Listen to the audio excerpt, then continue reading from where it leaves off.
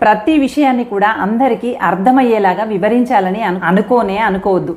ఎందుకంటే కొంతమంది తాము ఏమి కోరుకుంటున్నారో అది మాత్రమే వినాలనుకుంటారు. అటువంటి వాళ్ళకి మనం ఎంత చెప్పినా అర్థం చేసుకునేటువంటి పరిజ్ఞానం ఉండకపోగా మనం చెప్పినటువంటి విషయాలని విమర్శిస్తూ ఉంటారు. అందరికీ ప్రతి విషయం అర్థం అవుతుంది అని చెప్పి ఎప్పుడు అనుకోకండి. కొంతమందికి అసలు అర్థమే కాదు. సగం సమస్యలకి కారణం మనం ఆలోచించేటువంటి విధానం మాత్రమేనట. ఎవరైతే చెడుగా ఆలోచించేటువంటి గుణం కలిగి ఉంటారో వాళ్ళకి అత్యధికమైనటువంటి సమస్యలు వస్తాయట. మనమందరము మంచిని ఆలోచించేటువంటి గుణాన్ని మాత్రమే కలిగి ఉందాం. చెడ్డవారికి దూరంగా ఉంటే సరిపోతుంది. కానీ ఎవరైతే ప్రేమగా నటిస్తూ అవసరానికి వాడుకుంటూ మన మంచితనాన్ని తెలివి తక్కువగా అంచనా వేస్తూ ఉంటారో వాళ్ళకి మాత్రం అత్యంత దూరంగా ఉండాలి. ఇలాంటి వారు మేకవన్నిన పులులు లాంటి వారు. ఇలాంటి వారితో జాగ్రత్త సుమ. జీవితం అంటేనే కష్ట సుఖాల సమ్మేళనం.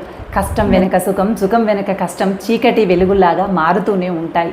అయితే జీవితంలో వచ్చేటువంటి ప్రతి కష్టాన్ని ఒక సవాలుగా భావించు.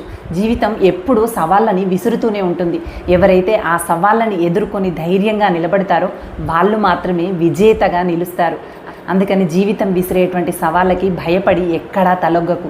ధైర్యంగా ముందడుగు వేయి. అందరికీ ఆదర్శవంతమైనటువంటి వ్యక్తిగా తప్పకుండా ఎదిగి తీరుతావు. Thanks for watching.